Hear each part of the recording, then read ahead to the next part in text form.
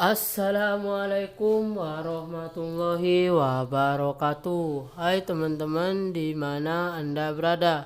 Berjumpa lagi di channel kami. Terima kasih kepada Anda yang telah menyempatkan waktunya untuk menonton video kali ini. Video kali ini saya ingin berbagai tips, manfaat, dan kandungan ketumbar untuk mengobati batuk dan pilek secara alami. Nah, kami sebelum lanjut kepada Anda, jangan lupa tekan tombol subscribe dan aktifkan tombol lonceng di bawah ini agar kalian tahu video yang terbaru kami upload di channel kami.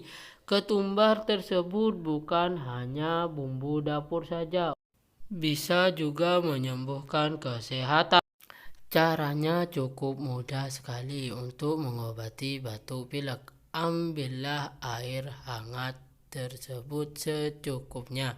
Kemudian setelah itu ketumbar tuangkan 1,5 sendok ke dalam gelas tersebut. Nah, seperti itu kita rendamkan.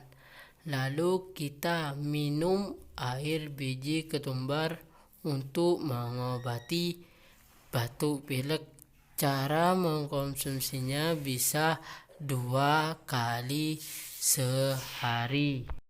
Mungkin itu saja manfaat dari air ketumbar tersebut untuk mengobati batuk dan pilek secara alami.